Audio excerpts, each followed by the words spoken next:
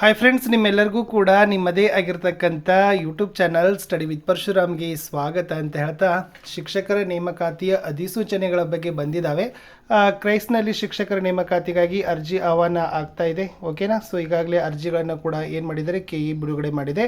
ಶಾಲಾ ಶಿಕ್ಷಣ ಇಲಾಖೆಯವರು ಏನು ಮಾಡಿದ್ದಾರೆ, ಕರಡು ಅಧಿಸೂಚನೆಯನ್ನು ಬಿಡುಗಡೆ ಮಾಡಿದ್ದಾರೆ 15,000 ಹುದ್ದೆಗಳಿಗಾಗಿ. ಓಕೆ, ಭಾಳ ಜನ ಕನ್ಫ್ಯೂಸ್ ಮಾಡ್ಕೊಂಡಿದ್ದಾರೆ. ನಾನು ಕ್ರೈಸ್ ಬರಿಲ್ಲ, ನಾನು ಡಿಪಾರ್ಟ್ಮೆಂಟ್ ಸ್ಕೂಲ್ ಎಜುಕೇಷನ್ ಬರಿಲ್ಲ ಅಂತ.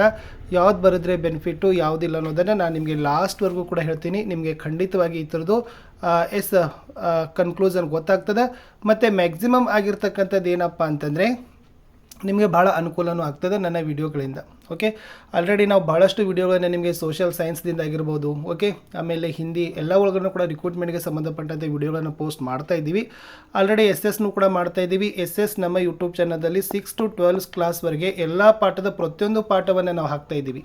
ಅದು ನೋಟ್ಸ್ ನಿಮಗೆ ಪ್ರತಿ ಎಕ್ಸಾಮ್ಗೂ ಕೂಡ ನಿಮಗೆ ಫೌಂಡೇಶನ್ 6ರಿಂದ 12ನೇ ತರಗತಿ ಪುಸ್ತಕ ಕನ್ನಡ SS ಸೈನ್ಸನಲ್ಲಿ ಪ್ಲೇ ಅಪ್ ಮಾಡ್ತಾರೆ. ಸೊ ಖಂಡಿತವಾಗಿ ಬೆನಿಫಿಟನ್ನು ತೊಗೊಳ್ರಿ. ನೋಡ್ರಿ, ಕ್ರೈಸಲ್ಲಿ ಈಗಾಗಲೇ KEಯಿಂದ ಅರ್ಜಿಗಳನ್ನು ಆಹ್ವಾನ ಮಾಡಿದ್ದಾರೆ. ಸೊ ಓಕೆ, ಭಾಳ ಬೇಗನೆ ಇದು 1 ಮಂತ್ ಅರ್ಜಿ ನಿಮಗೆ ಮುಗಿತದೆ.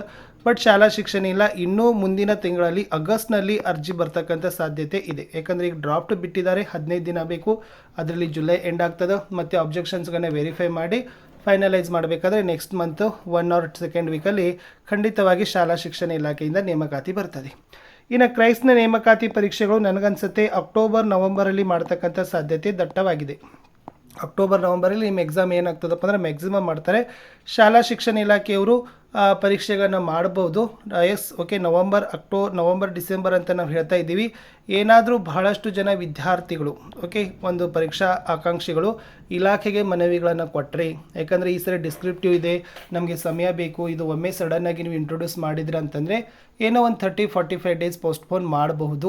ಓಕೆ, ಮನವಿ ಕೊಟ್ಟರೆ. ಆದರೆ ಅದು ಎಷ್ಟಾಗತ್ತೆ ಅನ್ನೋದು ಡಿಪೆಂಡ್ ಅಪಾನ್ ದ ಕ್ಯಾಂಡಿಡೇಟ್ಸ್ಗಳ ಮೇಲೆ ಇರ್ತಕ್ಕಂಥದ್ದು ಒಂದು ಪ್ರಕ್ರಿಯೆ.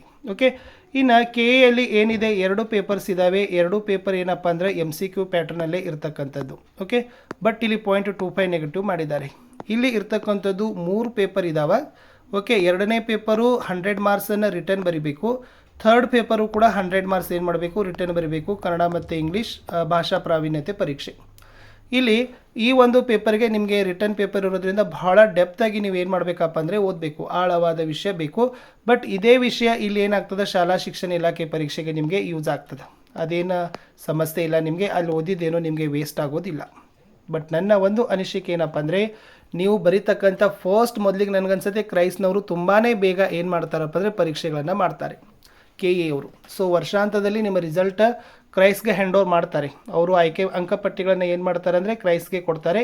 ಕ್ರೈಸ್ನವರು ವೆರಿಫಿಕೇಷನ್ ಮಾಡಿ ಅಪಾಯಿಂಟ್ಮೆಂಟ್ ಆರ್ಡರ್ಗಳನ್ನು ಇಶ್ಯೂ ಮಾಡ್ತಾರೆ. ಶಿಕ್ಷಣ ಇಲಾಖೆಯಲ್ಲಿ 2026 ಅಂತ್ಯದಲ್ಲಿ ಈ ವರ್ಷ ಎಂಡಿಗೆ ಎಕ್ಸಾಮ್ ಆಗ್ಬೋದು. ಮುಂದಿನ ವರ್ಷ 27-28ರಲ್ಲಿ ಹೊಸ ಶಿಕ್ಷಕರು ಶಾಲೆಗೆ ಬರ್ಬೋದು ಅನ್ನೋದು ಒಂದು ನಮ್ಮ ಅನಿಸಿಕೆ. ಆಮೇಲೆ ಹೇಳ್ತಾರೆ, ಈ ಕ್ರೈಸ್ ಅಂತಕ್ಕಂಥದ್ದು ಒಂದು ಅರೆ ಸರ್ಕಾರಿ ಇದೆ. ಓಕೆ, ಸೆಮಿ ಗೌರ್ಮೆಂಟ್ ಇದು. ಇಲ್ಲಿ ಯಾವುದೇ ರೀತಿಯಾಗಿರ್ತಕ್ಕಂಥ ನಿಮಗೆ NPS ಇಲ್ಲ, ಹೊಸ ಪಿಂಚಣಿ ಯೋಜನೆ ಇಲ್ಲ, KGID ಇಲ್ಲ. ಓಕೆ, ಬಟ್ ಇಲ್ಲಿ ಶಾಲಾ ಶಿಕ್ಷಣ ಇಲಾಖೆಗೆ ಎಲ್ಲ ಸೌಲಭ್ಯಗಳನ್ನು ಕೊಟ್ಟಿದ್ದಾರೆ. NPS ಮತ್ತು KGID ಎಲ್ಲ ನಿಮ್ಗೆ ಏನು ಮಾಡ್ತಾರೆ, ಕೊಟ್ಟಿದ್ದಾರೆ.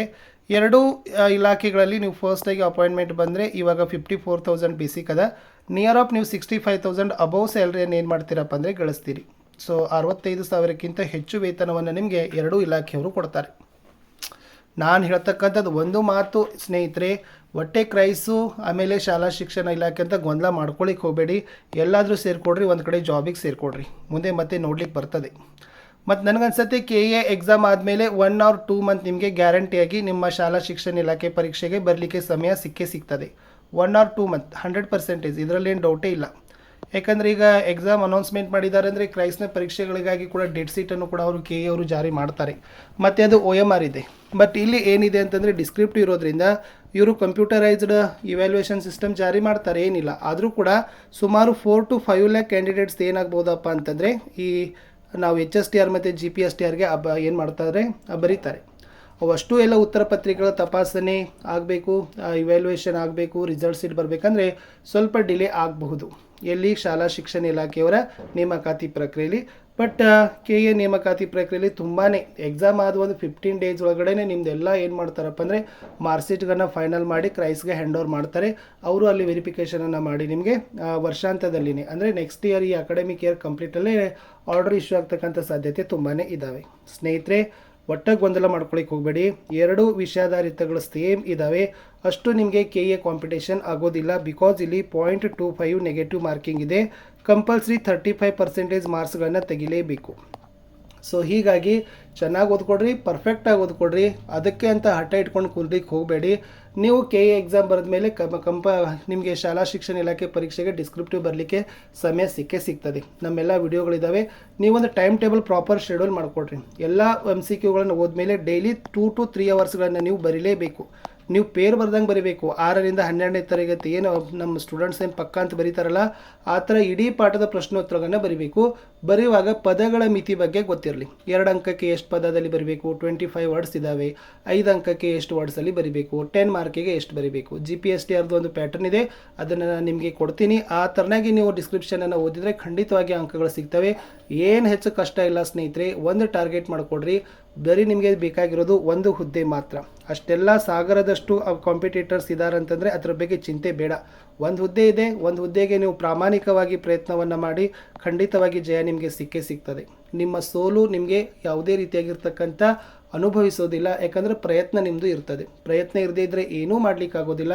ಸೊ ಬೆಟರ್ ನಾ ಈ ವಿಡಿಯೋ ಮೂಲಕ ಎಲ್ಲ ಒಂದು ನಮ್ಮ ಟೀಚರ್ ಅಸ್ಪಿರೆಂಟ್ಸ್ಗೆ ಹೇಳ್ತಕ್ಕಂಥದ್ದು, as a friend, as a brother, as a teacher guider ಅಂತ ಎನಿ ಒನ್ ಜಾಬ್, ಅದು ಕ್ರೈಸ್ಟ್ ಇರಲಿ, ಸ್ಕೂಲ್ ಎಜುಕೇಷನ್ ಇರಲಿ, ಒಟ್ಟೇ ಒಂದು ಜಾಬ್ ಹಿಡೀಲಿಕ್ಕೆ ಪ್ರಯತ್ನವನ್ನು ಪಡಿ.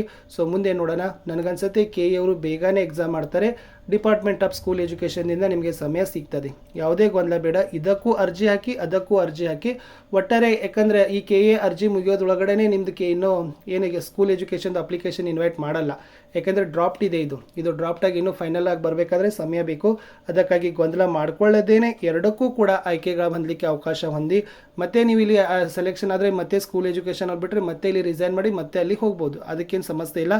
ಇಲಾಖೆಗಳಲ್ಲಿ ಸಾಕಷ್ಟು ನಿಯಮಗಳಿದ್ದಾವೆ, ಸಡಿಲಿಕೆಗಳಿದ್ದಾವೆ. ಅದನ್ನು ನೀವೇನು ಮಾಡಬೇಕಾಗ್ತದೆ ತಿಳಿದುಕೊಂಡು ಮಾಡಿದರೆ ಖಂಡಿತವಾಗಿ ನಿಮಗೆ ಅಂಕಗಳು ಸಿಗ್ತವೆ ಅಂತ ಹೇಳ್ತಾ ಇಷ್ಟು ನನ್ನ ಅನಿಸಿಕೆ ಇತ್ತು. ಸೊ ಒಟ್ಟೆ ಇದು ಸೆಮಿ ಗೌರ್ಮೆಂಟ್ ಇದೆ, ಗವರ್ಮೆಂಟ್ ಇದೆ, ಒಟ್ಟೆ ತಲೆ ಕೆಡಿಸ್ಕೊಳಕ್ಕೆ ಹೋಗ್ಬೇಡ್ರಿ. 65,000 ರುಪೀಸ್ ಸ್ಯಾಲ್ರಿ ಕೊಡ್ತಾರೆ.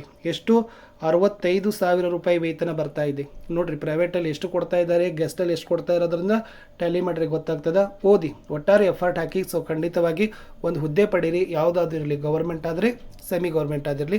ಮತ್ತು ನಿಮ್ಮ ಮುಂದಿನ ಕನಸು ಇಷ್ಟೇ ಇಲ್ಲ, ನಿಮ್ಮ ಮುಂದಿನ ಭಾವಿ ಭವಿಷ್ಯನೂ ಕೂಡ ಏನಾಗ್ತದಪ್ಪ ಅಂದರೆ ಬೆಳಗ್ತದೆ. ಇಷ್ಟು ಹೇಳ್ತಾ ಮತ್ತೆ ನಿಮಗೆ ಕಮೆಂಟಲ್ಲಿ ನಿಮಗೆ ಏನಾದರೂ ಅನಿಸಿದ್ರೆ, ತಾವುಗಳು ಕಮೆಂಟ್ ಕೊಟ್ಟಿದ್ರೆ ನಾನು ಖಂಡಿತವಾಗಿ ರಿಪ್ಲೈ ಮಾಡ್ತೀನಿ.